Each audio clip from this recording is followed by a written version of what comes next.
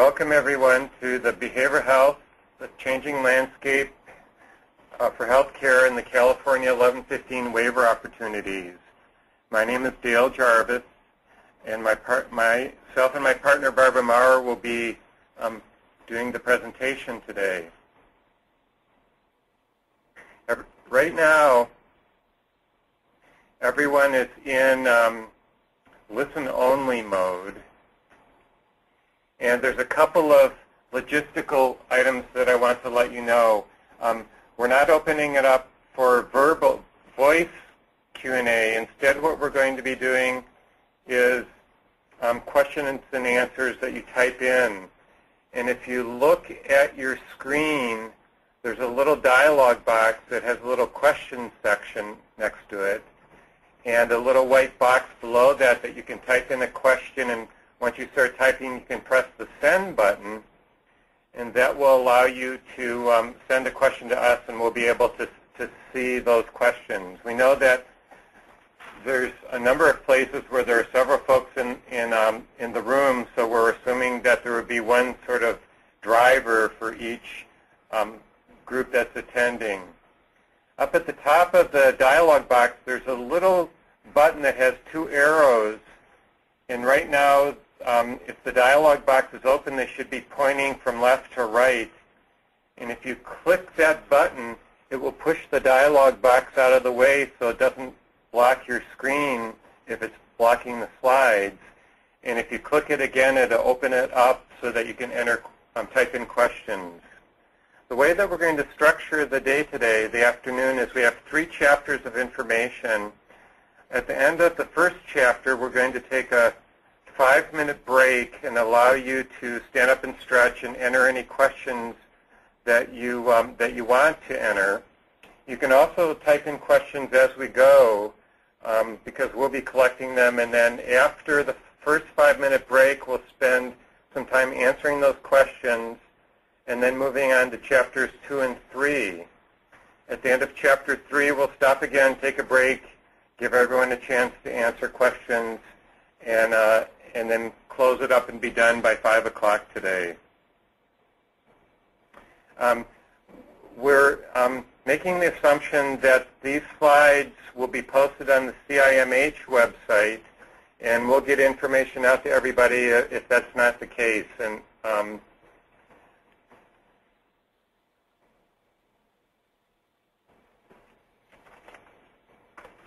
there's a couple of definitions of terms that I want to start with. Many of the slides use the term substance use services and substance use disorders to describe the broadest context of alcohol and other drug services and disorders. This comes from the Institute of Medicine's Crossing the Quality Chasm report. There's also the term behavioral health in a number of places that describes both mental health and substance use. We're still in the process throughout the country of agreeing on a common language. It's a work in process, and as we continue to work towards agreement on our language, we'll continue to use these terms and probably have some new terms to help explain to the rest of the world what we're talking about. There's a paper that's forthcoming that will add more depth to the role of substance use services in the 4-quadrant model, and Barbara will be talking about that when we move into Chapter 2.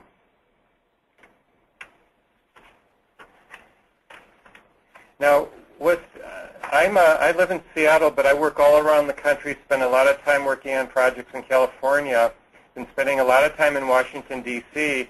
And what's really been quite amazing for me is the days of mental health and substance use services being an afterthought to the general healthcare system, or not even being on the radar screen, is really quickly coming to an end. And I want to explain or mention the 4-part hypothesis that I have up on the screen. I believe that we finally reached a tipping point in understanding the importance of treating the healthcare needs of persons with serious mental illness and the behavioral healthcare needs of all Americans. That's because behavioral health has become very important to managing total health expenditures in the U.S.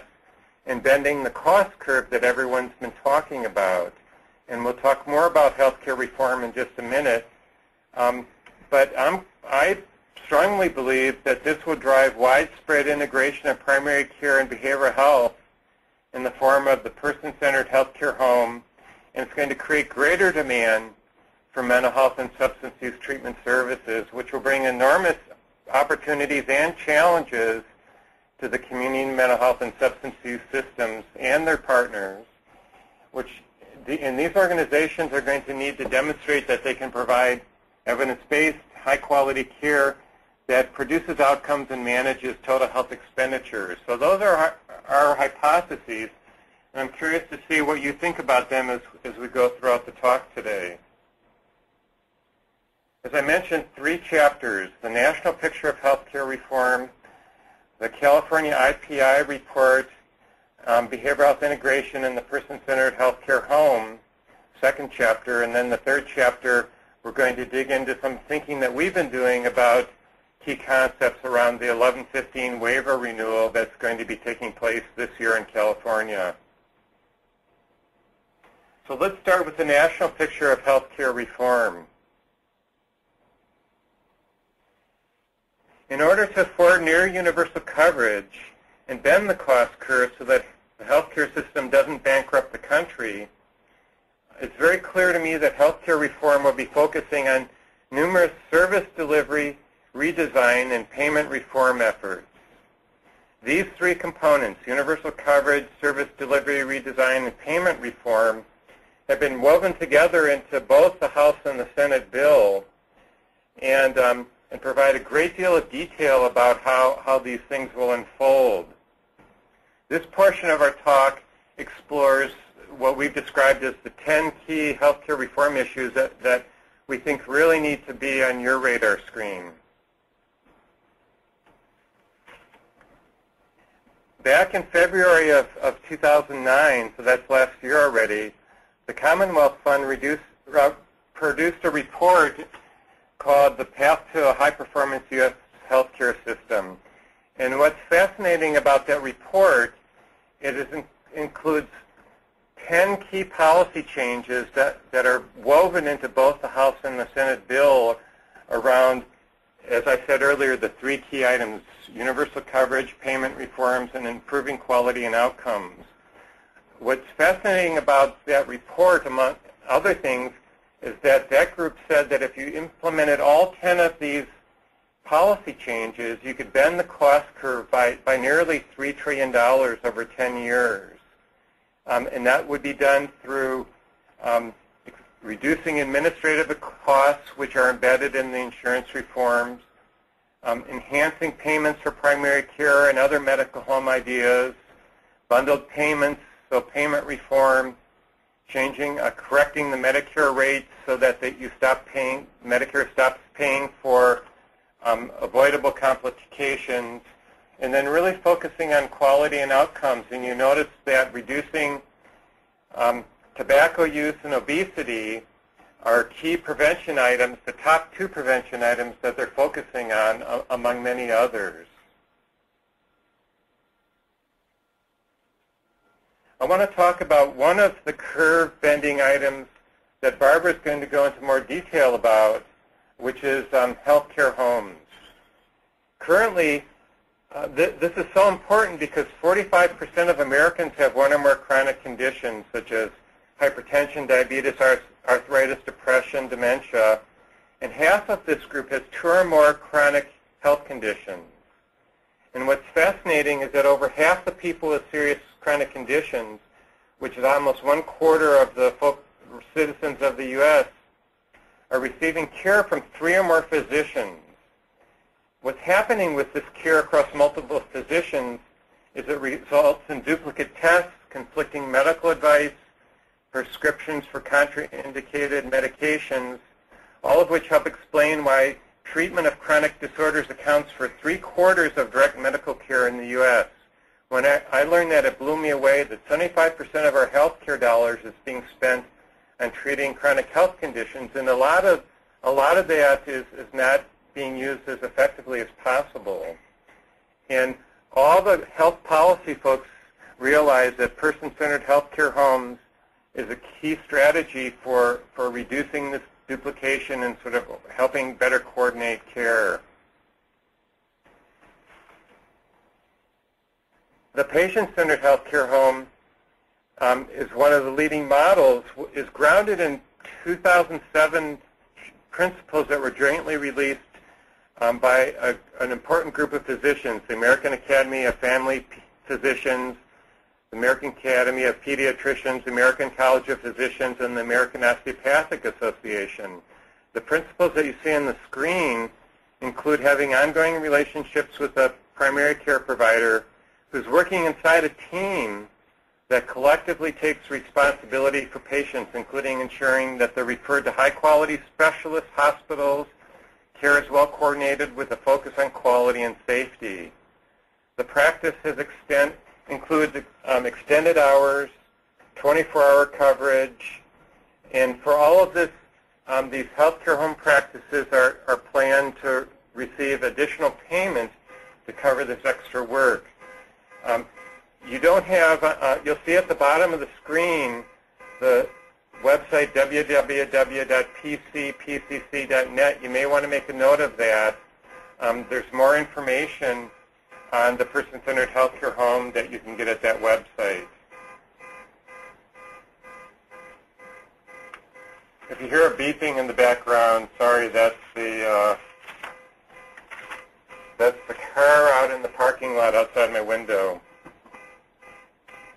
Okay, so I'm thinking about healthcare reform in the person-centered healthcare home, and I'm thinking about this picture, which is a graphic that attempts to describe how healthcare reform is going to unfold in more detail. The grand design is that everybody in the country will have a person-centered healthcare home with the clinical design that I've described briefly, and either capitation-like payments or a payment structure where the medical homes receive fee-for-service type payments and a bonus arrangement and a case rate level to pay for prevention, primary care, and chronic disease will all be embedded in these medical homes. In this setting, what's interesting is that docs are going to find that if they don't practice the tenets of healthcare homes and don't refer to high-performing specialists in hospitals, they will be at risk for losing their bonuses. This includes referrals to high-performing behavioral health specialists, including mental health providers and substance use providers. So in this new world of medical homes, what's interesting is that it's not insurance companies, but it's going to be medical homes that are going to be taking over a lot of control around helping patients stay healthy, helping them manage their care. And these primary care docs are going to be much more involved in helping patients decide where they should go for their health care and, in many cases, their mental health services. So the shift, the locus of control, unlike what happened during the earlier generation of managed care, is not so much with the health plans, but we think it's going to be inside these medical homes with the teams of providers.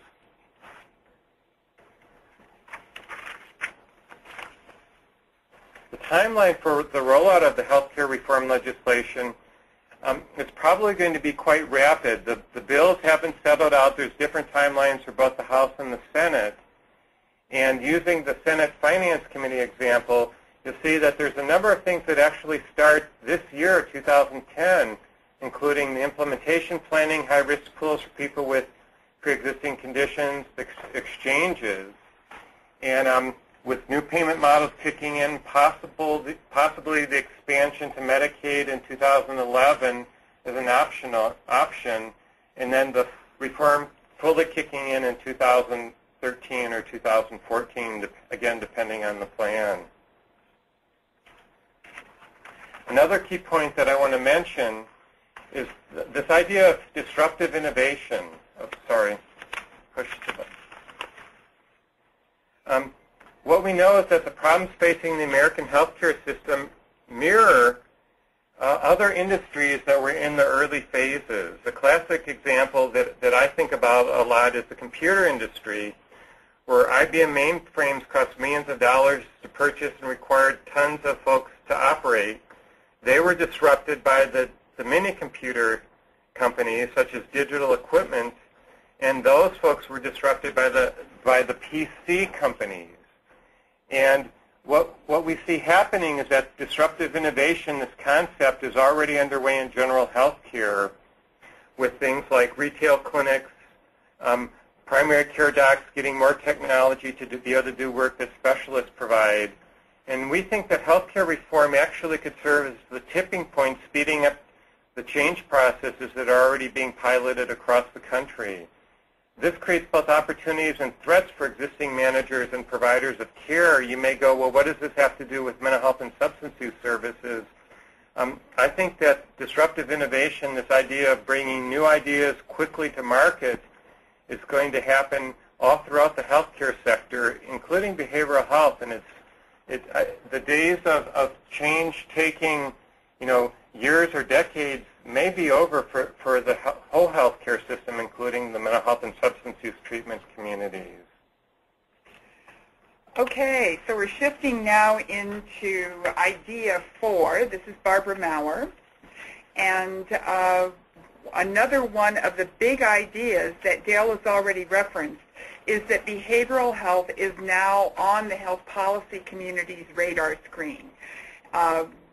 I would guess that most of the people who are participating in this call are well aware of the report that came out from the National Association of State Mental Health Program Directors in 2006, telling us about the morbidity and mortality experienced by people with serious mental illnesses, where the average age of death is 53, and where the majority of the reasons for early death are related to medical conditions such as cardiovascular disease, pulmonary disease, infectious diseases. The even more interesting data that came out of Oregon subsequently, when they looked at their population, they were able to tease apart their population between individuals who were being served principally for mental illness and individuals who were being served principally for substance use conditions, and then those who were experiencing co-occurring conditions. And so you'll note here on the slide that for people with co-occurring disorders, the average age of death was 45.1 years, an even earlier point in the brief lives of individuals with these conditions. So that's one piece that many of us have been aware of. But let me move on to another piece that you are probably much less aware of, because this data is brand new. This data came out this fall, and what we see here is a piece from a report called The Faces of Medicaid 3, which looked at claims and pharmacy data in order to understand what the presenting conditions were of people on Medicaid. And this particular segment of the report focused on people who are on Medicaid due to disabilities. And what they found in doing this national data analysis across the Medicaid data sets nationally is that 49% of Medicaid beneficiaries with disabilities have a psychiatric illness. The previous analysis that had been done put the rate at 29%, and it was the addition of the pharmacy data that made it possible to get a much more accurate picture of what the level of comorbidity actually is. So with 49% of the individuals who are on Medicaid for disabilities having a psychiatric illness, it really raises the attention of Medicaid agencies to this issue. Now, unfortunately, in this report, substance use conditions do not show up at the levels that we would expect, and that's because it is claims and pharmacy based, and that kind of data has been much less likely to be shown in those data sets. We can apply some of what we know, though, about co-occurring disorders to estimate what that might be for the 49% of individuals with psychiatric illness. The other important thing about this piece of analysis is that there was a look at paired conditions, and the frequency with which paired conditions showed up in the population with disabilities. And you can see as you look at the graph that a psychiatric diagnosis was present in 3 out of the 5 top paired conditions. And you can see it looked at both in terms of frequency among beneficiaries, but more importantly, frequently among the most expensive 5% of people who are disabled and on Medicaid. One other fact in this report that does not show up on this particular slide is that the percentage of individuals with a psychiatric illness in the dual eligible population, the Medi-Medis, is 52%. So it's even higher in that patient population. So what you have when you put these two pieces together is a picture that says that the health policy world, and particularly the Medicaid and safety net world, needs to attend to the issues of both mental health and substance use conditions in order to be able to address some of the chronic medical conditions that they are concerned about.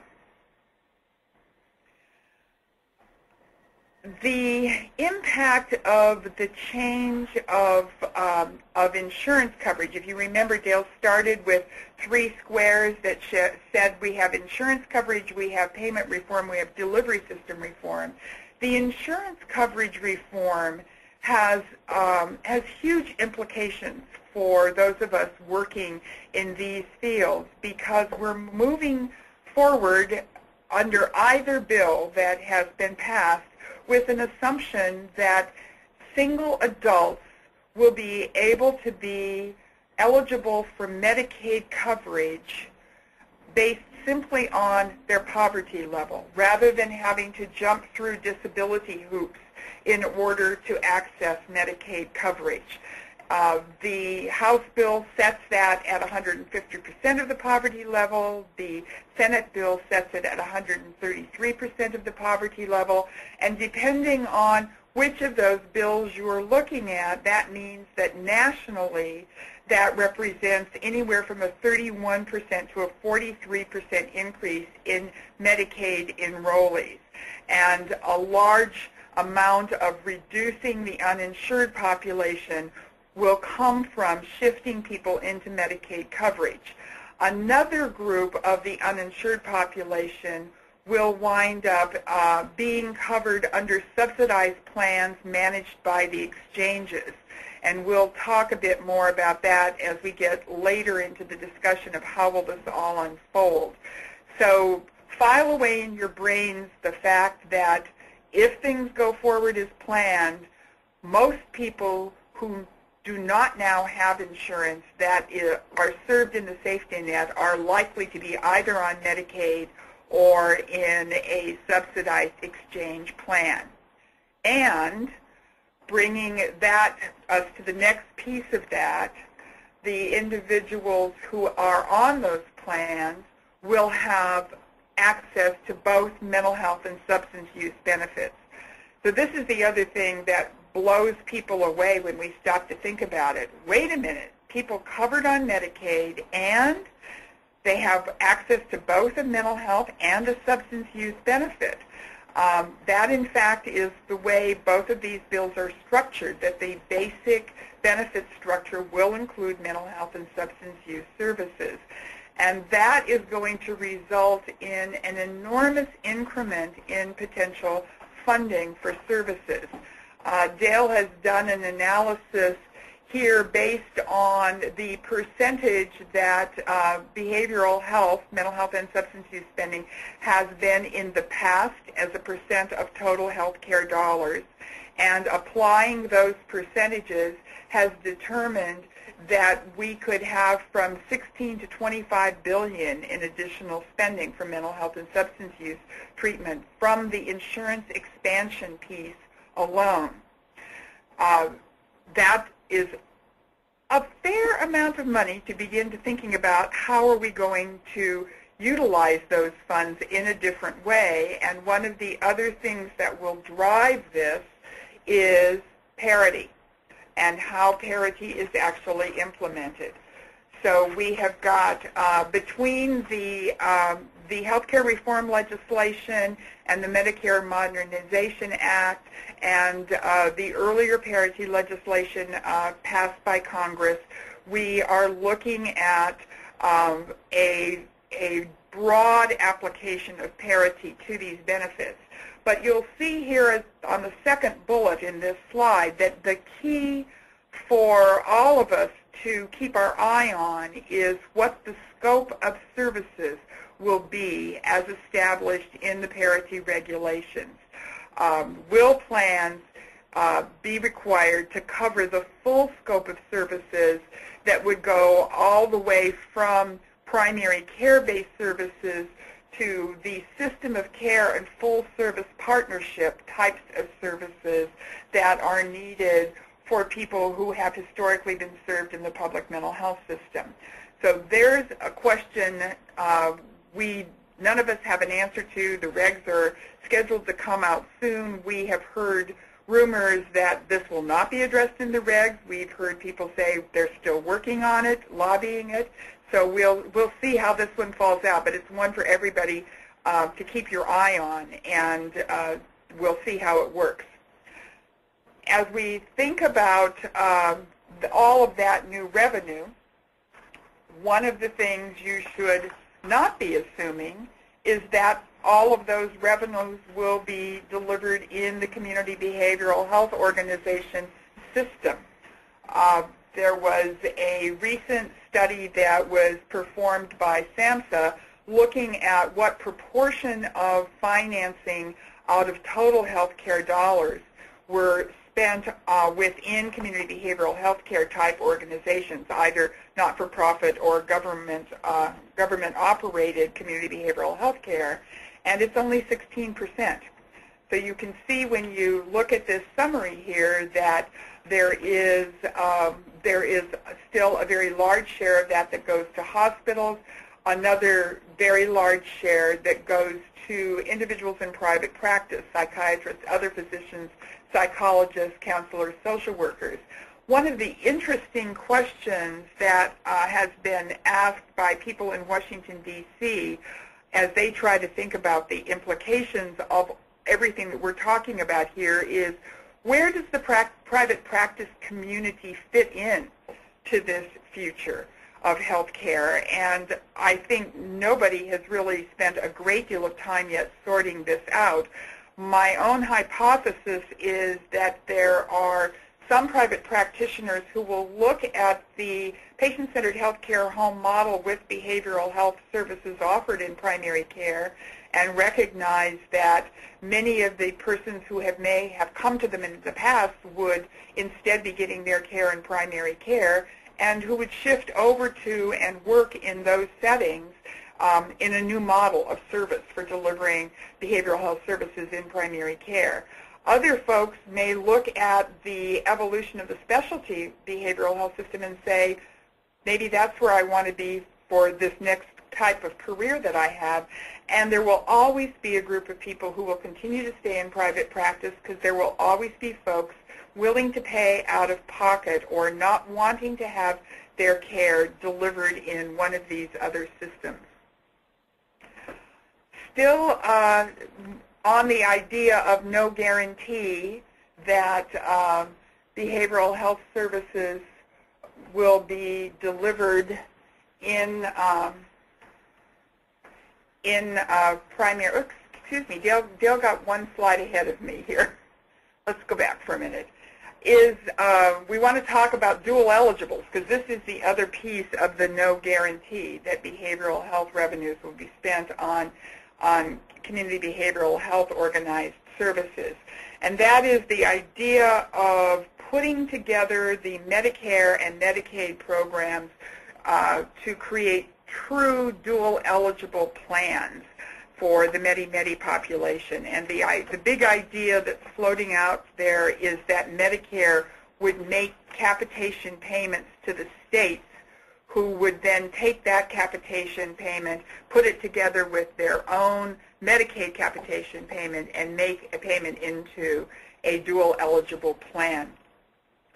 One hypothesis that we have about this idea is that, well, it is great in many ways because now the way in which services are fragmented makes it extremely difficult, that it seems unlikely to us that if you go to all of the effort to put the federal Medicare piece together with the federal state Medicaid piece for dual eligibles, that they're going to turn around and carve out the mental health services that people currently are eligible for. And particularly if you think about what I just mentioned, which is that 52% of the Medi-Medi population nationally have a psychiatric disorder. That has significant implications for the kinds of systems that exist in waiver states. And you can see here on the screen a brief example of one county-based system in Washington State that receives capitated payments for their Medicaid population. And the eligibles that are Medi-Medi represent 11% of their enrollee base, but it represents 52% of their revenue base because the capitation payments that they receive for disabled individuals are much higher than the ones that they receive for TANF individuals. So we all need to be thinking about how do we make this dual eligible thing work so that it can appropriately provide people with coordinated services, but in a way that doesn't dramatically in revenue, if you will, some of the current structures. And then lastly, in terms of where behavioral health revenues are going to be spent, we have the whole change in the environment for payers, with the Medicare program already serving as a federal incubator of design change. There are medical home pilots underway in several parts of the country based on Medicare directives, and the insurance exchanges, larger Medicaid programs, and new dual eligible plans will also be incubators of design changes. So the kinds of things that are unknowable by any of us at this point is how many uninsured people will go into the exchanges, how will these dual eligible plans develop, and will community-based organizations providing behavioral health services, either mental health substance use services, nonprofits, or governmentally based agencies, be on the provider networks of these exchange and dual eligible plans. Now we're going to come back and talk all of Chapter 3 about how the money might work, but these are the questions that we've been trying to think about. So this means that integration is where we are heading for all of the reasons that have been discussed in, for example, the IPI initiative in California and in national conversations about integration. We think that the total health care cost question will drive integration, but the models really still are evolving. I want to say just a couple of pieces about what's going on nationally in regard to trying to think about how this will evolve. One of them is that the Carter Center convened a medical home summit in July of this last year, in which they brought together the leadership of the medical home movement, the folks who are very involved in the patient-centered primary care collaborative that Dale gave you the website for. And in that summit, with the medical home people and then leadership from national levels around mental health and substance use services, we spent 2 days together talking about how will all of these pieces fit together in the future, and do we want to really look for things that we can influence in the policy arena around this. There are a couple of things that have already happened as a result of the Medical Home Summit. One of them was agreement on legislative language that was sent to Congress that supported moving integration forward and saying that behavioral health should be a part of the medical home. And then more recently, the folks at the PCPCC group who have been working on behavioral health sent a letter to the National Committee for Quality Assurance, NCQA. NCQA is the entity that is certifying medical homes, which is what allows medical homes to become part of these pilots and get some of these new payment methodologies. So they're a major player in this national shift to medical homes.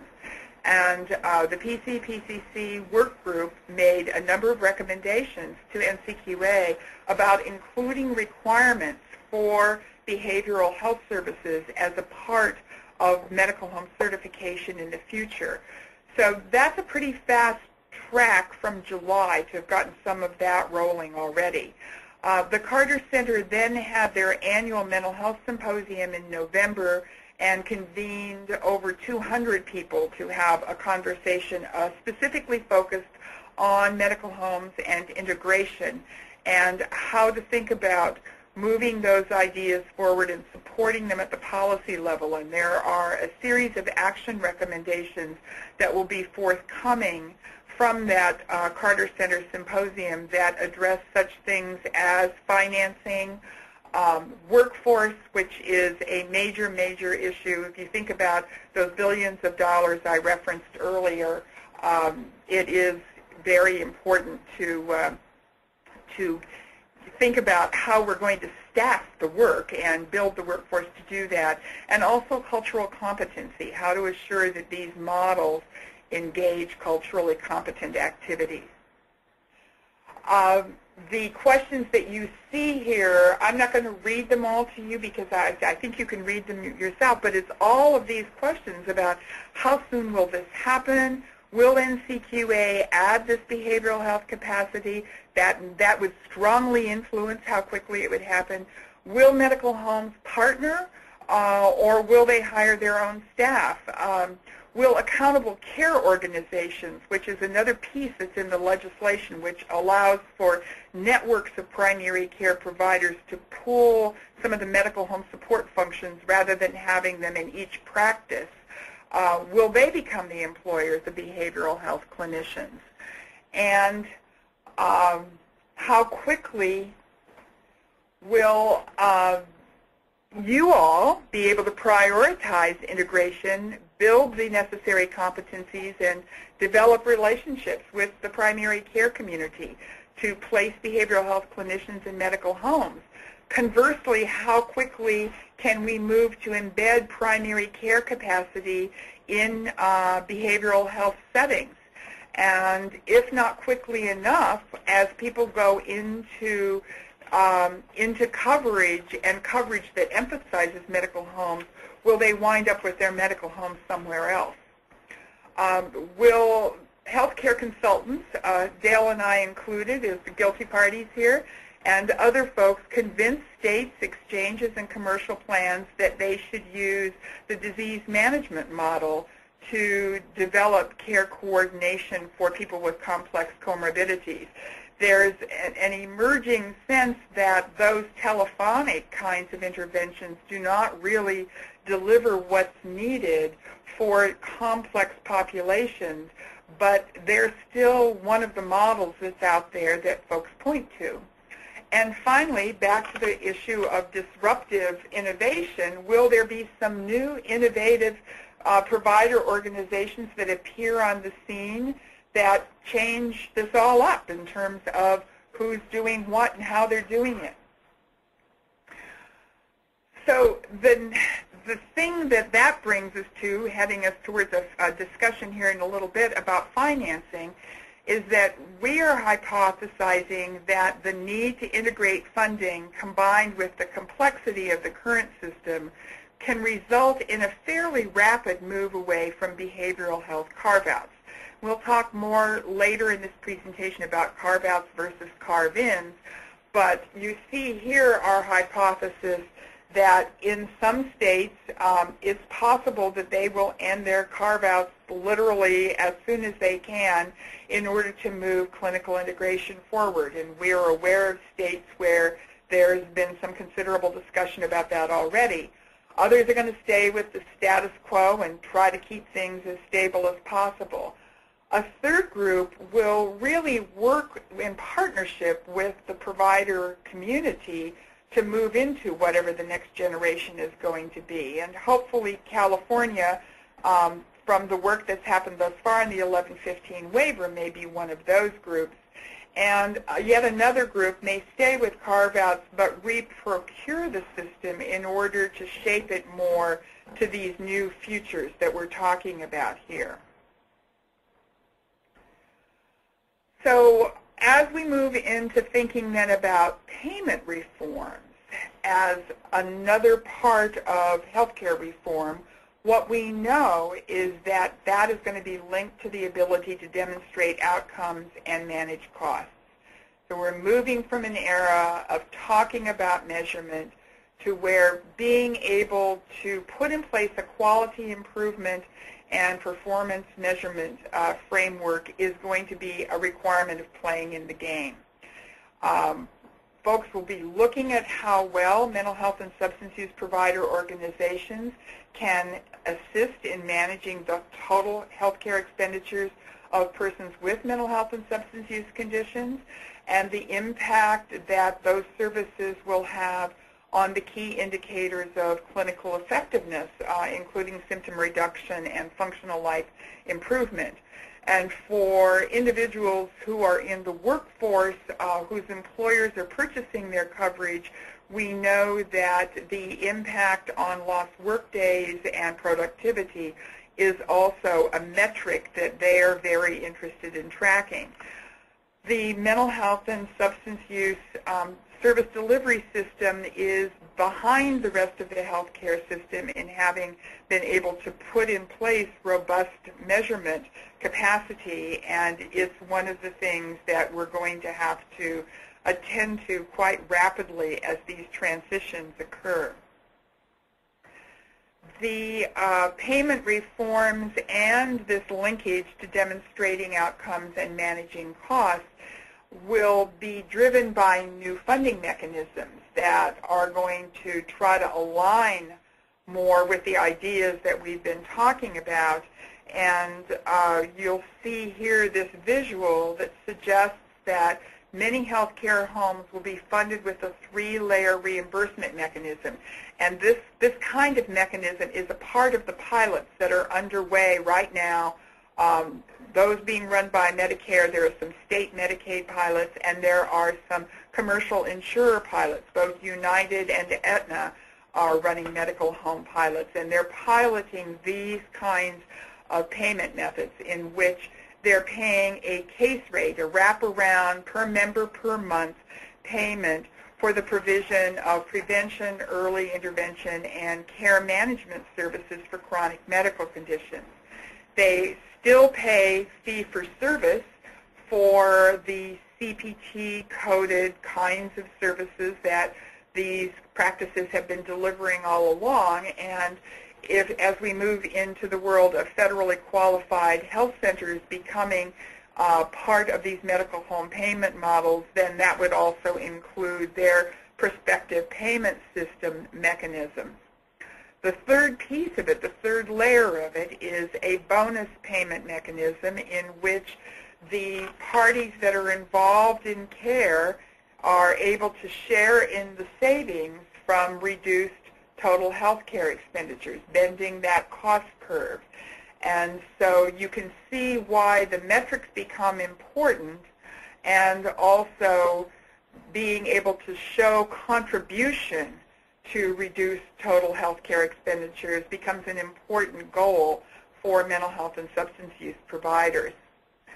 Another payment reform concept that is targeted more at hospital and specialty providers but has implications for mental health and substance use is the payment for inpatient care in a way that bundles hospital and physician services. So rather than those being separately paid, they begin to be bundled in their payment, and those bundled payments will only pay for part of the potentially avoidable conditions that currently occur and have been identified in exhaustive review of claims processes or claims data. And providers will be penalized if they have higher error rates, and they will be rewarded if they have lower preventable error rates, potentially avoidable complications. Another component of the bundled payment conversation is that it may include, in paying for a hospital stay, all costs that occur in the 30-day period post an inpatient stay, including any return to the hospital. And this is, again, being driven by data which shows, particularly in the Medicare population, a very high rate of return to hospital within 30 days. The data that has been examined about this suggests that discharge planning doesn't really make that much of a difference in addressing this issue, that what really addresses this issue is the care management processes that get put in place to make sure that people get linked to the right services at the right time as they move out of the hospital system. I think we can assume that if this kind of payment mechanism goes into place, it may well be applied to mental health hospitalizations and substance use inpatient stays as well. So this brings us to the end of our first set of ideas, the first chapter. And as Dale said at the beginning of the session, we're going to give you a 5-minute stretch break, but also an opportunity to pop some questions into the table or the side screen that you have. And then we'll be back in 5 minutes. We'll answer questions and we'll go on. See you in 5. Don't hang up or don't log off. Just stretch your legs and enter any questions you want.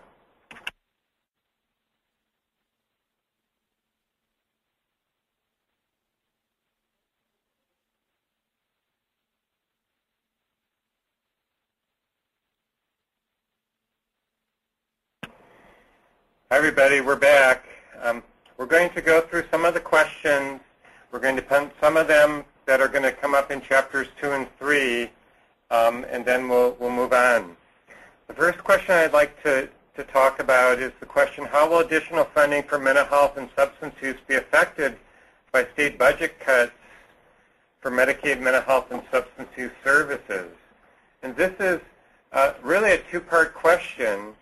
And let me start with the second part, which is when health reform kicks in and new people get added on to Medicaid and people go into the exchanges and have subsidies, there's going to be new federal funding that's coming to pay for that care. And for the Medicaid expansion, the feds are going to pay, well, it depends on how the bills play out, but at this point we're looking at 100% of the cost of all the new Medicaid individuals for the first 3 years.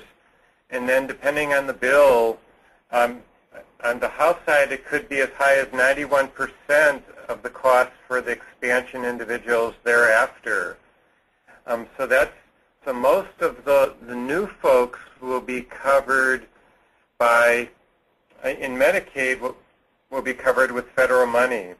But the first part of the question is, will states go bankrupt before health care reform kicks in, and will all of you go out of business? And that's a question that's going to be specific to each state. And I think it's going to be really important for all stakeholders in California to really continue to start talking about the mantra that we have to provide quality mental health and substance use services in order to bend the cost curve. And if those services are lost, states are going to be in more trouble rather than less trouble. But there's a very important set of strategies that need to be brainstormed before reform kicks in, because the funding levels are likely going to be cut in a number of states. A related question is, how are these payment reforms that we've been talking about included in the federal reform? And as we've read through the bills, all 2,000 pages of both of them, what's really important is that every idea under the sun for service delivery redesign and payment reform from the people who really have done a lot of work thinking about this and piloting this are in both bills.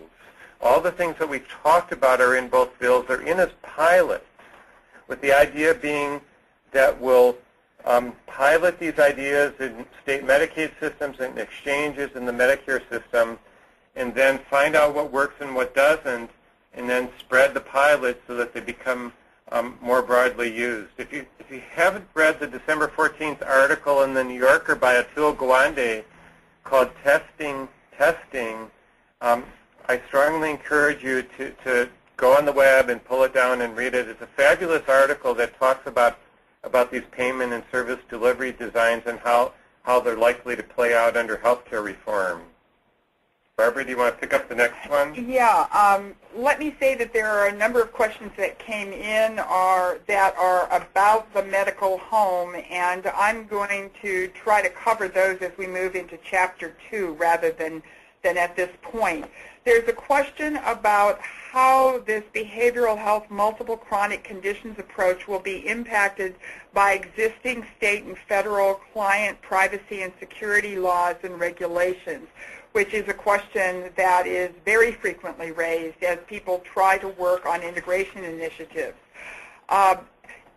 The HIPAA legislation, in fact, promotes care coordination and the sharing of information for the purposes of coordination of care. What we're seeing around the country is that it's the state laws that may, in fact, have gone further than HIPAA in their requirements around confidentiality of mental health. I'm going to talk separately about substance use in just a minute. So, for example, here in Washington State, where we live, the state law was more restrictive about sharing information for the purposes of coordinating care. And in this last legislative session, new language was adopted, which now makes it possible for providers in Washington State to share mental health information with primary care providers for that purpose. For those of you who haven't just read every word in Volume 2 of the IPI report, that language is in there. You can find reference to it in the IPI report, Volume 2. On the substance use confidentiality requirements, 42 CFR, that's a more complicated problem because that trumps HIPAA, and of course states have followed the implications of 42 CFR. But interestingly enough, there is a major initiative underfoot in Washington, D.C. among folks working in the substance use field to amend the legislation that resulted in 42 CFR and make the same language applicable, which is to say that for the purposes of care coordination among healthcare providers, information about substance use conditions and treatment can be shared. As I'm sure all of you know, right now it can only be shared for emergency purposes, and there are so many things wrapped around that it doesn't happen. So individuals who are active in this field have recognized that needs to be addressed, and I have seen some draft legislation that is currently being reviewed by some members of Congress in terms of their willingness to bring that legislation forward. Another quick one I want to answer, and then we need to get going with our Chapter 2, is a question about what is an accountable care organization. Do they exist yet? And the best example of accountable care organizations are in North Carolina and Vermont. So let me talk quickly about North Carolina. In North Carolina, there is not a Medicaid managed care system. Instead, what the state did was to look at their provider community, which is mainly 1- and 2-doc practices. The county-based systems do not deliver directly primary care, and there are very few federally qualified health centers in North Carolina. So they looked at the fact that they had 1- and 2-doc private practices that were the principal providers of care to their Medicaid population. And they created community care networks. And so they created regions in North Carolina in which the providers that principally are in the panels serving the Medicaid enrollees, the hospitals in that area, the public health department, and the mental health authority in that area are working together in a community care network. And the way in which they have built their model is that the network itself has a hub in which they hire the staff that do the care management work for the primary care practices. So it's a way of doing a medical home model when you don't have a large enough practice site to have the volumes to support having care management activities occurring in the medical home itself. I think that's probably where we should stop and jump off into the next part of our presentation. Do you think, Dale? And we can pick up questions in the second round, and if there are other questions still unanswered, we can write them up and send them out. Right. A number of the questions that have come up about medical homes I'm going to tackle in this next piece of the presentation. So we're going to talk next about the California IPI report, the whole concept of behavioral health primary care integration, and person-centered healthcare homes. The primary care integration initiative that resulted in the IPI report has established as a vision, and I would like to assume that everybody that is on this call has read the IPI report and could quote this vision to me. If you haven't, I urge you to read the report. A shared vision that says overall health and wellness is embraced as a shared community responsibility. And that is what overarchingly held the conversation that went on in the IPI planning process.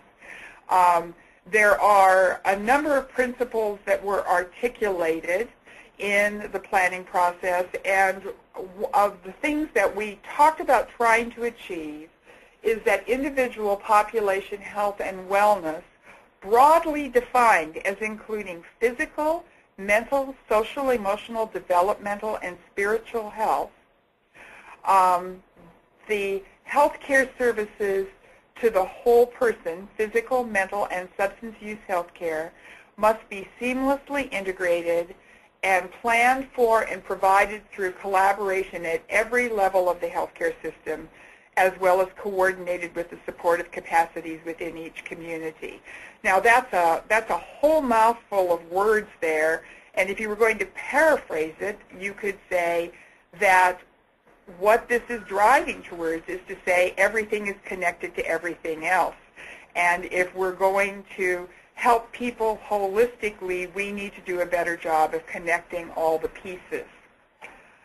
The other things that were called for in the principles were a number of statements that played out in more detail that set of ideas about how we wanted to be sure the system worked together, and then concluded with saying that planning and implementation should assure that each individual has a person-centered healthcare home which provides mental health and substance use services in the primary care setting or primary care services in the mental health substance use setting. One of the questions that came in was, well, gee, the medical home seems to be all about being in primary care. And that's true. The original patient-centered medical home concept that was brought forward by that group of physician organizations that Dale referenced earlier and that you will see at the website that he gave you was not focused on the need to really integrate with mental health and substance use services. But the concept that we put forward in the IPI report is that this is bidirectional, that because the individuals that are being served in the safety net have a wide range of needs, we need to both put mental health and behavioral and substance use services in primary care and primary care into mental health.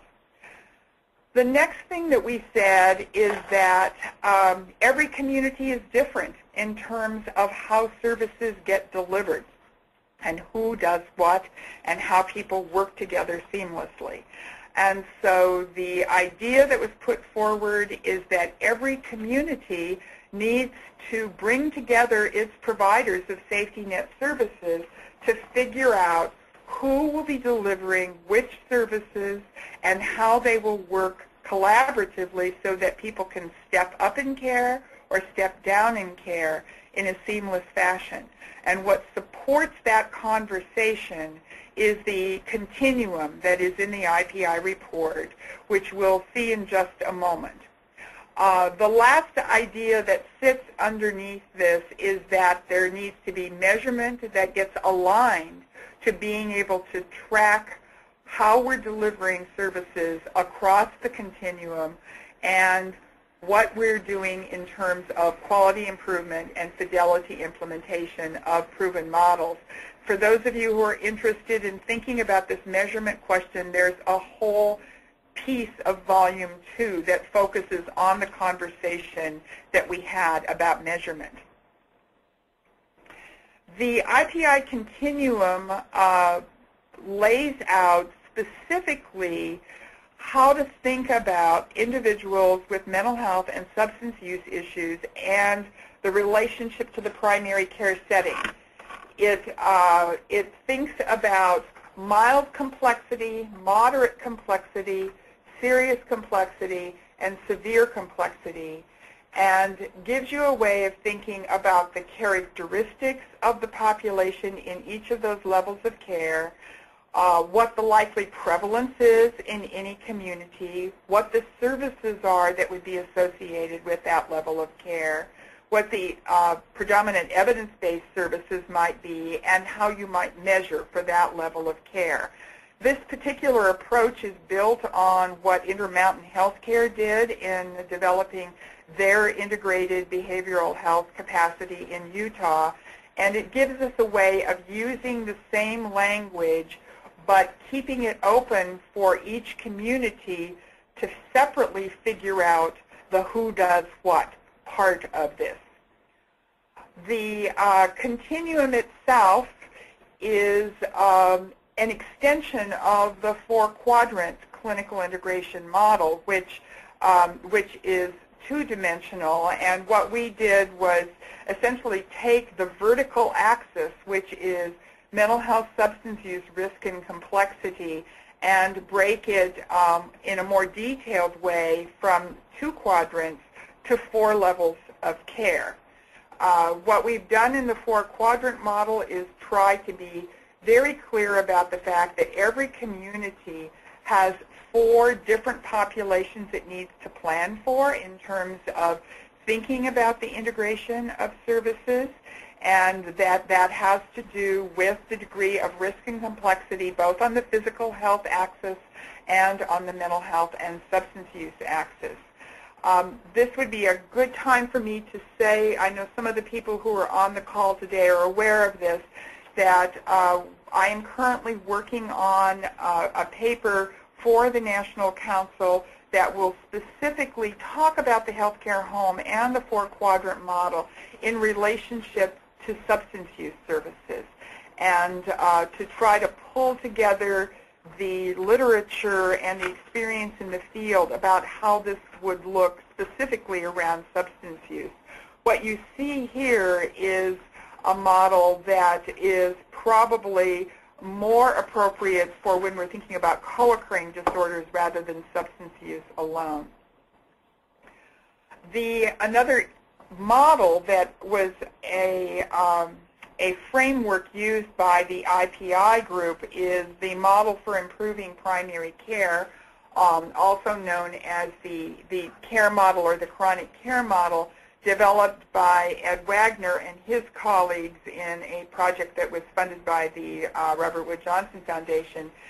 What they did was to review the research and say, what are the elements that need to be in place to turn our healthcare system from one that focuses on acute interventions to one that focuses on helping people successfully manage their chronic ongoing health conditions.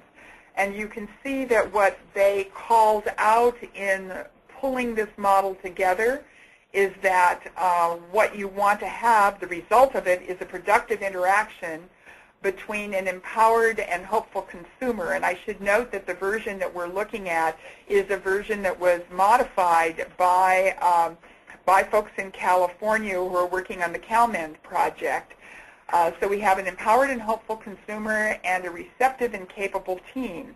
And in order for those things to be in place, the system has to include clinical information systems, decision support, delivery system design, self-management supports, community resources and policies, and community social inclusion and opportunity. So that's another major conceptual model that's embedded in the work that the IPI group did.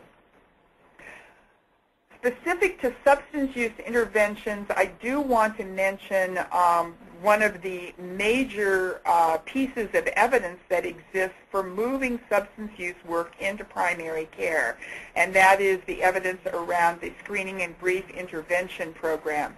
Now, I'm aware that in California you've only had that piloted in one county, so you haven't had a chance to necessarily see the power of this intervention. But you can see here that it has been piloted in a large way for a number of individuals, and it has received a status as a CPT billing code, although that hasn't been turned on yet by the California Medicaid system. But we have the ability to provide screening and brief intervention services in primary care. There's currently a pilot going on led by the National Association of Community Health Centers in West Virginia and Tennessee. Those are among the handful of states where the Medicaid agency has turned on the expert billing codes, and so they are working with the FQHCs in those two states on a collaborative to implement SBI and work it into the overall workflow of those FQHCs. Another key model that needs to be thought about in thinking about integrated care is the IMPACT model, which is a depression in primary care research project that has since moved into its dissemination phase and is now a project that serves individuals from adolescence up in a number of states around the country, and is also beyond depression, screening for anxiety, PTSD, substance use, bipolar disorder, ADHD, and applying this basic model that you see here of doing systematic diagnosis and outcomes tracking, for example, using the PHQ-9 to track depression outcomes, and then using stepped care to very closely track whether or not you're getting the treatment outcomes that the patient is expecting, and if not, to make fairly rapid changes to improve care. And the team members that get added to primary care to do this are a care manager, behavioral health consultant, and a consulting mental health expert. And the consulting mental health expert, usually a psychiatrist or a prescribing provider, an ARNP, does not see the individuals directly, but consults with the care manager and the primary care physician to regularly review the entire caseload that they are tracking in a registry, and then work towards improved care. As we were developing the concept of the person-centered healthcare home for the National Council, what we concluded, looking at the research, because we tried to base the person-centered healthcare home paper and its recommendations on the evidence that is in the field. And so the recommendation was that for quadrants 1 and 3, the person-centered healthcare home would incorporate the lessons of the impact model and explicitly build into medical homes the care manager, behavioral health consultant, and consulting psychiatrist functions. And it's notable in that regard, you'll remember that I showed you earlier the idea of medical homes being paid a monthly PMPM case rate. There's a project currently underway in Minnesota, the Diamond Project, in which there are over 30 primary care clinics, but they'll be up to over 100 by the end of this year, that are participating in implementing the impact model, and they are receiving a monthly PMPM payment that covers their care for those patients. It covers the care management BHC functions and the consulting psychiatrists. So that said, just to repeat what is very obvious is that all healthcare is local. And so working out the details of who does what for what levels of service has to engage local partnerships, and the person-centered healthcare home and the way it's put together through partnerships will look different from community to community for quadrants 1 and 3. For quadrants 2 and 4, what we envision is that there are really 2 ways that mental health and substance use providers could think about moving forward as a person-centered healthcare home. One of them is to become a primary care provider, and the national model around that is the Cherokee Health System in East Tennessee, which started out as a mental health center, became an FQHC, now has 11 primary care sites in East Tennessee where they have integrated behavioral health and primary care throughout their operations. And their delivery of primary care services is to the community, not just to their specialty behavioral health consumers, but it's a broadly community-based system. There are other examples of that starting to occur around the country. Crider Center in Missouri, mental health center that became an FQHC. There was no FQHC serving their community, and they are now building that capacity for their community. On the other hand, and this is why there's a second pathway, there are many communities that have FQHCs and have mental health centers. And so the idea instead is not to become something that you have not done so far, but to partner with somebody who's got that skill set. And so a partnership model would say that you would work together, both working on your major skill sets, behavioral health with behavioral health services, primary care with primary care services, and you would partner to build a primary care person-centered healthcare home for individuals who have high mental health and substance use needs in quadrants 2 and 4.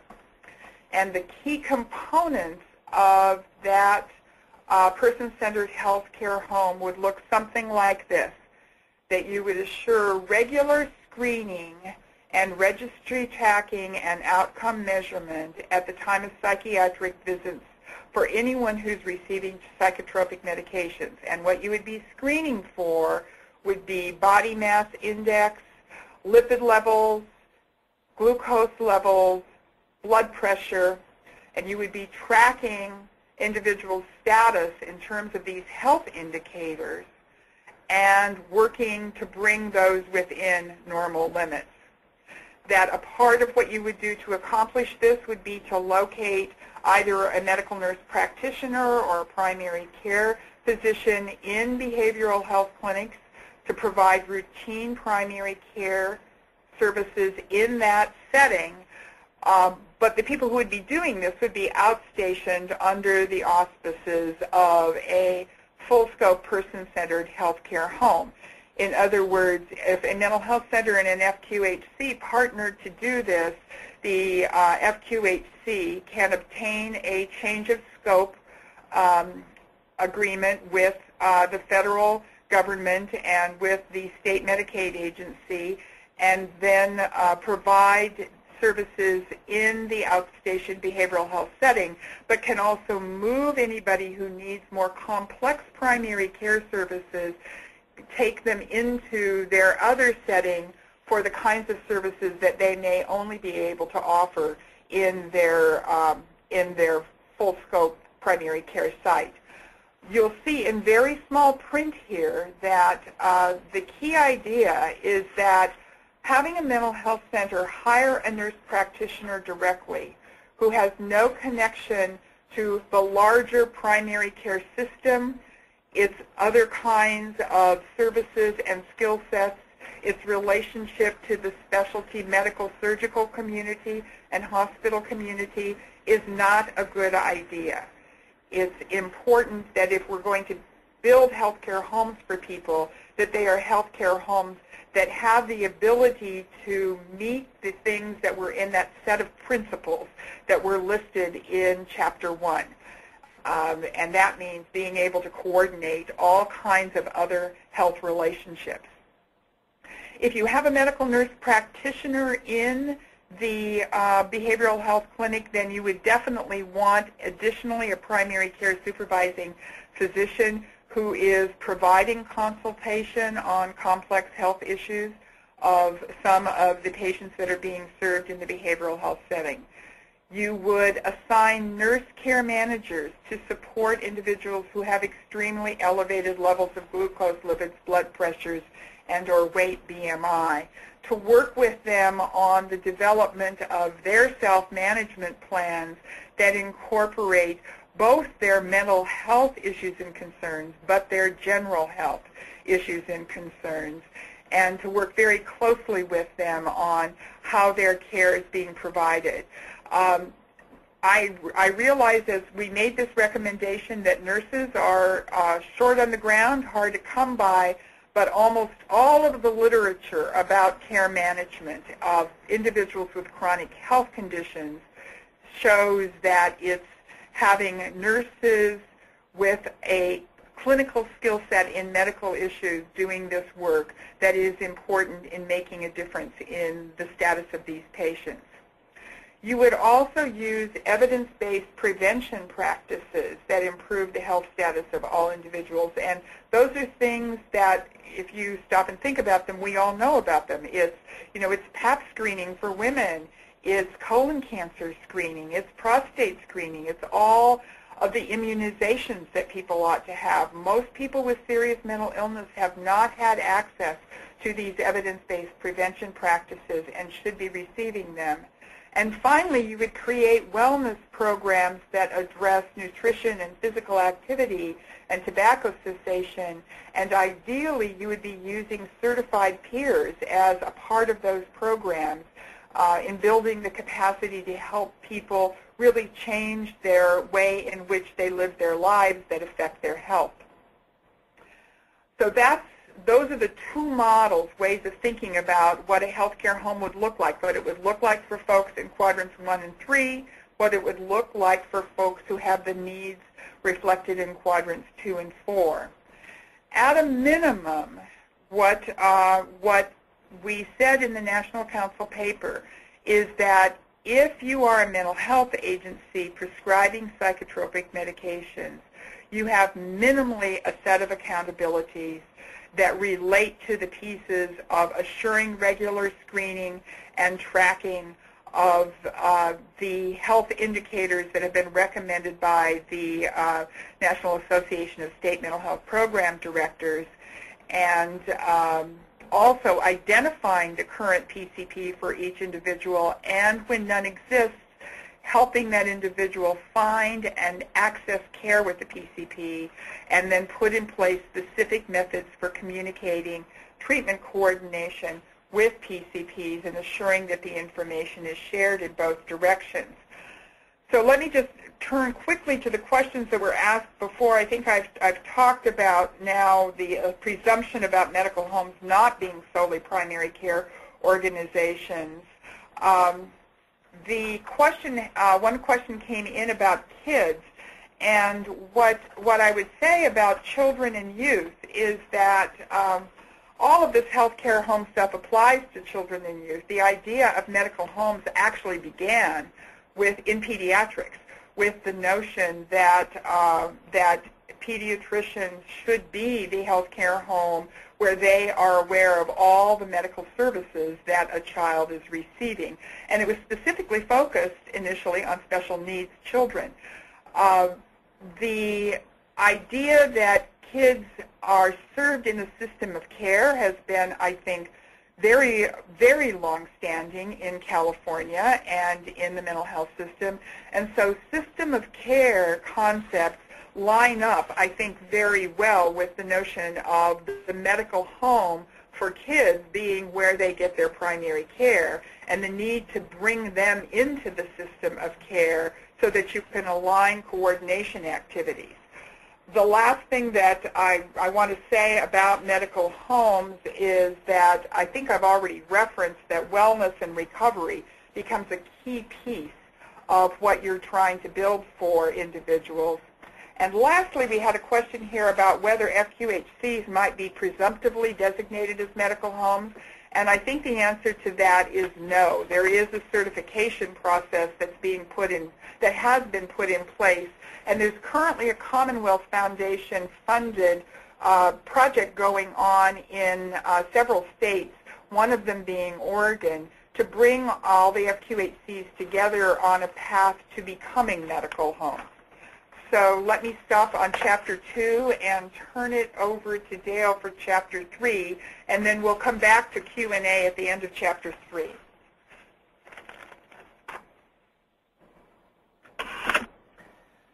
As we've been thinking about healthcare reform on the national level and what Barbara's been doing with the IPI project and the projects we've been working on down there, we've been trying to sort out, so what kind of advice do we have to give to you to think on, and we've come up with a few ideas that we're very curious to run by you and get your feedback both now and over the course of the next few weeks. I'm going back to the original hypotheses that whatever you all do to try and influence the waiver, they must be grounded in healthcare reform legislation, including the hypotheses that we talked about before. The designs need to improve quality and better manage total health expenditures. And those are key components because bending the curve is a very critical piece of being able to afford covering the whole population. And as I said earlier, it involves treating the healthcare needs of persons with serious mental illness and the behavioral healthcare needs of all Americans. So if we think about that as the foundation piece, my brain goes to, Barbara talked about the clinical designs, but what are the structural / management and financing designs that you all ought to be thinking about as you move towards healthcare reform in California? Well, the waiver concept paper that has come out recently talks about the fact that California is intending to focus on high-need, high-cost enrollees because they cost so much money for the system. These are some quotes from pulled out of the concept paper.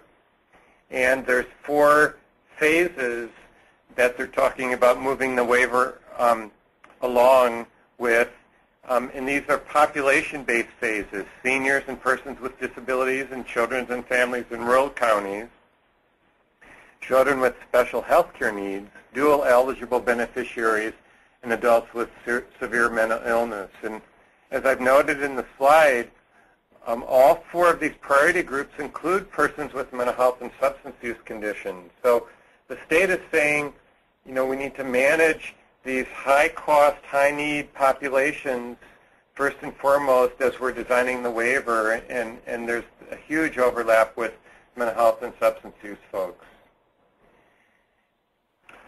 If I, could wave a magic wand and have all of you reconfigure so that you were in the same room but in 8 different groups, though that would represent the raw ingredients of what I would describe as public sector healthcare reform in California: the CMSP health services, the MISP health services, the Medi-Cal managed health plan services, the dual eligible services, the Medi-Cal fee-for-service services, including prospective payment system for FQHCs on the health side, and then the county managed mental health services, including the Medi-Cal prepaid inpatient health plan responsibilities that the counties have, the county managed alcohol and other drug services, and the state managed alcohol and other drug services.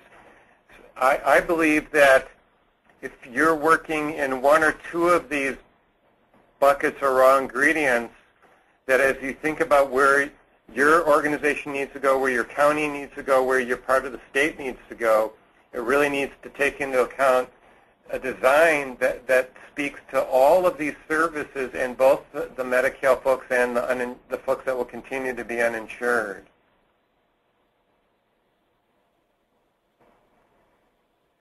Now, as Barbara and I have talked about organizing, if you will, the raw ingredients, we would suggest that they need to be combined into what the state has described as integrated, organized systems of care in order to improve quality and bend the cost curve. And so as we've been trying to wrap our brains around this, what we're saying is that we need to think about all these pieces for the Medi-Cal system and all these pieces of care for indigent and uninsured folks, and that over time, as reform kicks in, the number of indigent and uninsured residents and the related funding is going to shift from the right-hand side pot over into Medi-Cal and to the exchanges, so that there will be substantially fewer people that you're serving that are uninsured, and it's very likely that the money is not going to stay the same, that money will be shifted as well. And as you think about organizing your delivery systems of care, all health care is local, as Barbara said, and that's become sort of my morning mantra. I get up and look in the mirror and say all health care is local. So any advice I give today really needs to be relevant to the groups that I'm talking about. And in California, with 58 counties, that's even more relevant because you're a county unto yourself. But however you sort this out, the organized delivery system of care has to have a management structure in place that addresses the 10 core health plan functions that you would see in any kind of Medicaid waiver plan or insurance company, insurance commissioners' regulations. And so what we're talking about is how to take this very complex and very large state of California and organize it to achieve the clinical outcomes that we've been talking about. And our first blush at this is to say, let's go and let's look at those 8 ingredients and see how they're organized in California. And as we sorted that out, we came up with 3 potential models of integration that you could think about moving towards based on the particular characteristics of your county. And I want to talk about those 3 models: a single organized health system model that actually could fit for 8 counties, a county organized health system with private health plan model that could fit for 9 small county collaboration model that could fit for 31, and then a few other variations. They're all, I'll show you the counties and sort of the design in just a moment, but also are organized around the idea that each county would have an integrated design for the 4 priority populations we saw in the previous slide at a minimum that are identified in the waiver paper, and that you would be bringing the current Medi-Cal fee-for-service populations into managed care, as well as expanding coverage for indigent uninsured as those folks move into Medi-Cal and the insurance exchanges. And the insurance exchange is a vehicle of the legislation, the federal legislation that says we're going to create these state pools for small groups and for individuals to basically buy insurance as a pool rather than one by one, small business by small business. Each of the 3 models that I'm going to talk about in just a moment assumes that there are structures that are put in place to support and ensure that the clinical activities mirror the healthcare reform goals that we've talked about earlier, that substance use, mental health, and primary care will be clinically integrated, and that the financial and management structures, the 3 that I'm going to talk about, support clinical integration versus hindering it. And services will be provided through an organized delivery system of care that operates with quality improvement and performance measurement structure. Barbara mentioned this before, using the IPI continuum as the framework for developing that collaborative delivery system. And the management structure, we think, a very important thing for you to leverage as you're trying to influence and participate in the waiver design is that the management structure needs to seamlessly manage both Medicaid and non-Medicaid funds and services. In terms of financing agreements, the question that we're asking ourselves and we're thinking about is how will the funds in all these different systems, the 8 ingredients, be integrated to support clinical integration? It goes back to the carve-in, carve-out discussion that Barbara started to talk about earlier, and I think we need to create a new paradigm because none of the old models, carve-in or carve-out, have actually worked well for implementing bidirectional integrated care for the whole population. And what we've learned from lessons in the field is that medical home pilots, as Barbara was talking about earlier, have a case rate in addition to fee-for-service to cover prevention, care management, et cetera. Why not build the behavioral health clinician in the primary care role into that case rate to generate funding for those behavioral health clinicians working in primary care? In Minnesota, as Barbara mentioned, the Diamond case rate model, those funds came out of the healthcare side to pay for the behavioral health care and primary care clinics because they had the belief, which was later founded, that cost and quality improvements will occur on the health side by providing behavioral health services in the primary care clinics. There's a project going on up here in Washington State where there's a 2-step model of care, level 1 in primary care, level 2 in specialty care, and there was new funding that was put into that pilot as opposed to money coming out of the current pots, and those funds didn't come out of the dedicated mental health funding. What we haven't had time to talk about today is the public mental health system in most states throughout the country is substantially underfunded, and one of the things that's really important to think about is to not say we're going to necessarily take mental health funding to provide behavioral health services to all folks, low, moderate, those that aren't receiving care now, because that would be a case of spreading the butter way too thin on the slice of bread.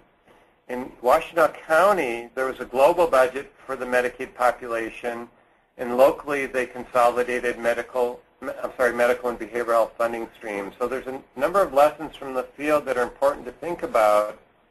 We're assuming that if parity is embedded as a requirement in most health plans, and the final healthcare reform legislation is available for most people in coverage, we're suggesting considering the model where the folks who have mild and moderate disorders who would generally be served in primary care, that their care be paid for out of health care funds, medical funds, because the research has shown that there would be substantial savings if folks get the appropriate care in primary care for those mild to moderate.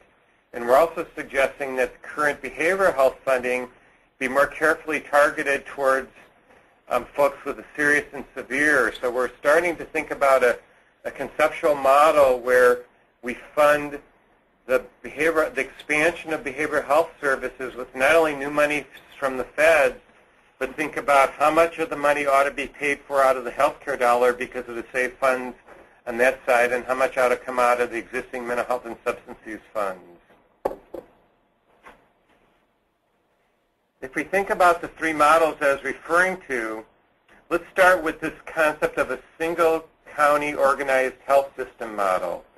So just pretend for a minute that we could wave a magic wand and we could say, Yolo, Monterey, Santa Cruz, Santa Barbara, etc., decided that, looked at what was going on in their counties, and they said, oh my gosh, we have a county mental health department, we have a county alcohol and drug department, we have a medically indigent services program that's managed by our county, and we have the fourth ingredient, which is a public entity Medi-Cal managed care plan.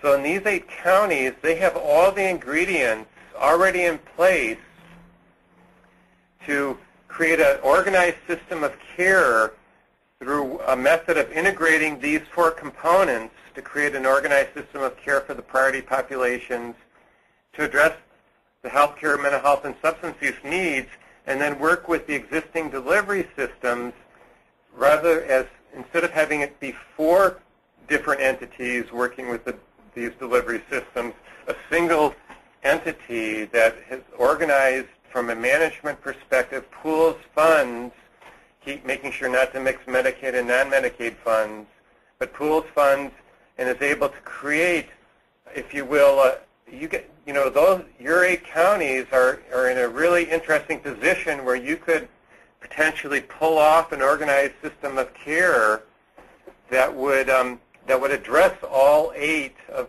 if you will, of these ingredients.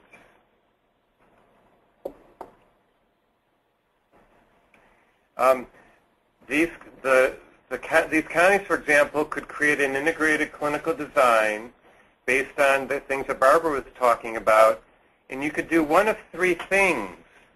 You could create a single integrated or management entity where you basically merge. Let's pretend that these were 4 different departments in your county. You merge the 4 departments into a single entity, and you would have a single health plan, if you will, that provided services to the Medi-Cal population and the uninsured.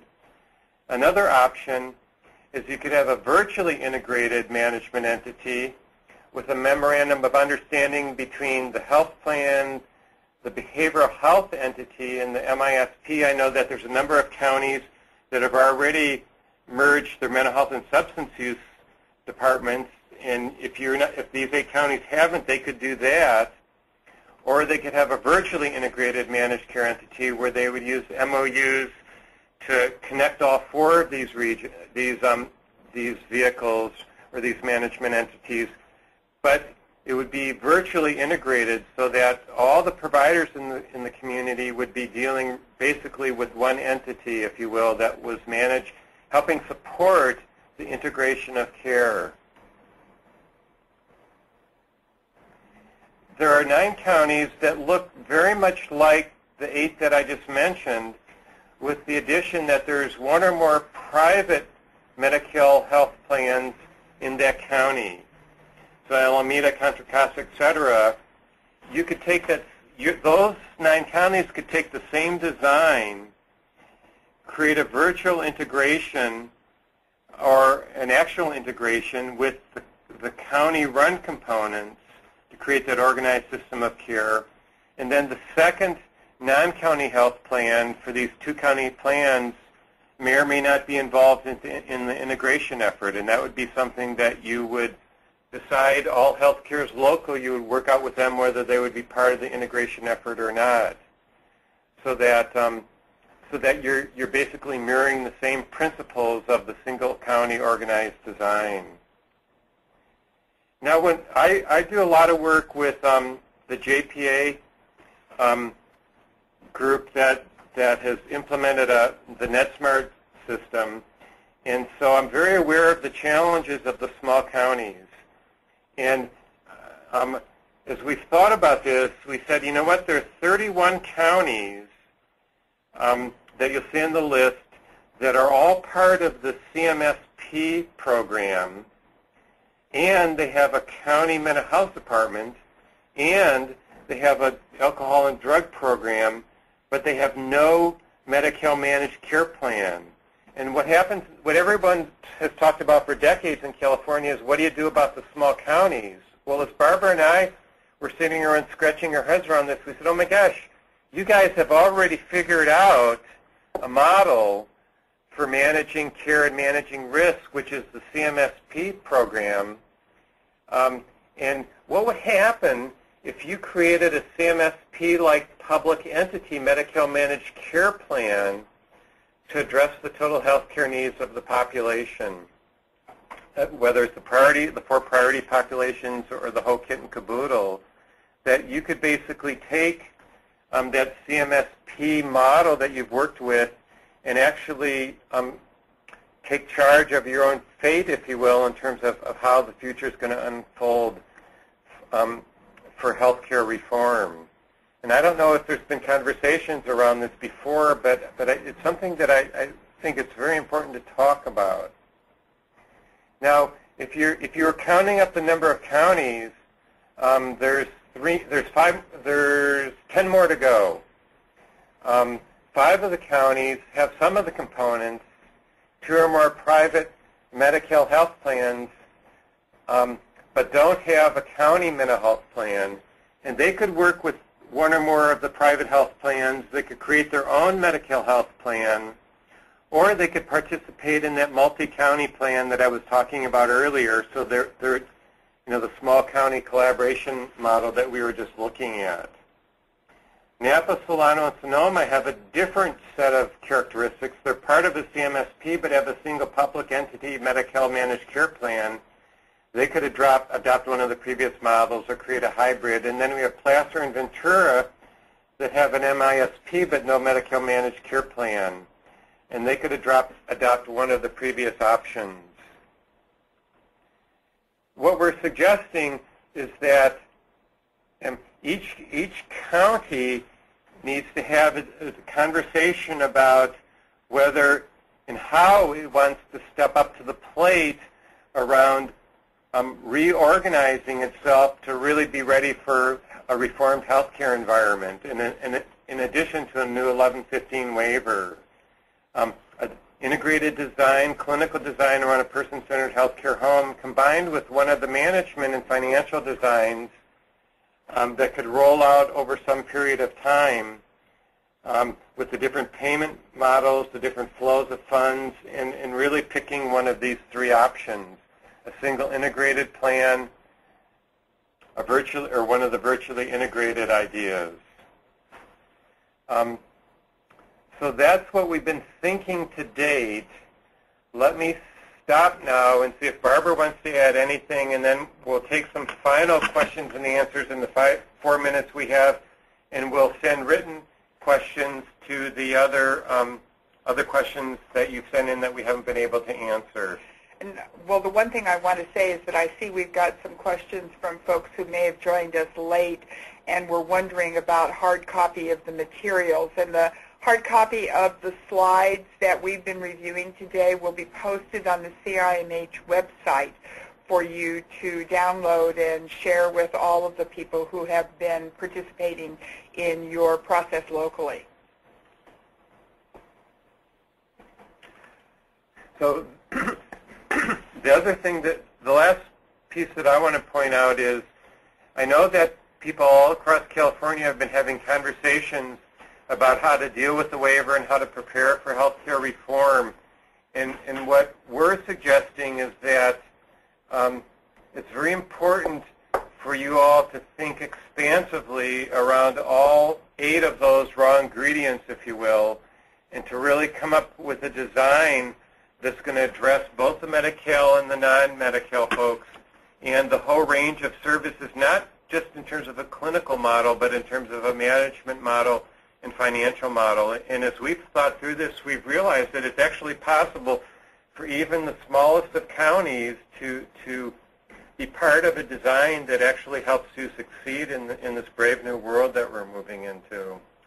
So I see a question here that I'd like to speak to because it gives me an opportunity to say something we haven't said yet, Dale. The question is, for people with significant social barriers to appropriate care, for example, people who are homeless, does the IPI report include any recommendations for linking people to community social services? The answer is yes. In the principles that are laid out, the need to bring people into relationship with all of the supports in their community is very much a part of what was discussed in IPI. And if you go back and think about that care model diagram where the community resources and policies, but also social inclusion and support are a part of what's identified as needed in order to have good outcomes for people.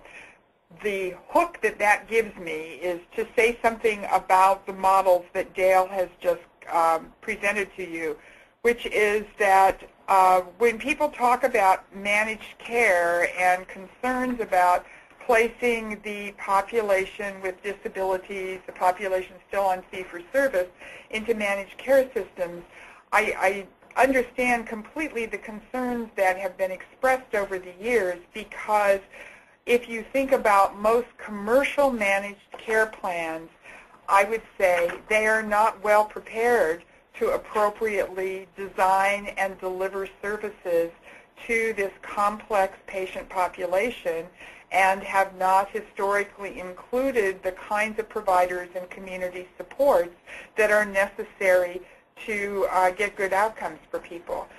The idea that we're presenting to you here is that these organized delivery systems that are being discussed in the 1115 waiver could be a new entity whose real mission is to address the safety net population and address all of the needs of the safety net population, both their health care needs and their mental health and substance use needs. And by extension, you wind up hooking to other community social services as well.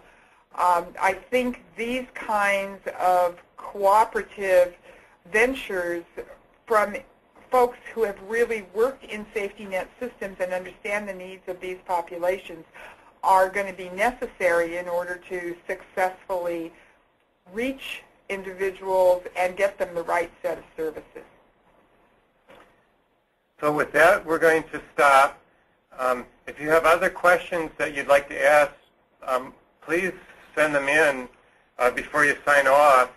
We'll keep the webinar open for a few more minutes, and then we will write up the answers to the questions and send them to CIMH, who will then post it on the website along with the slides. Thank you so much for your time and attention, and good luck to all of you. We'll be talking with a number of you in the near future. Bye.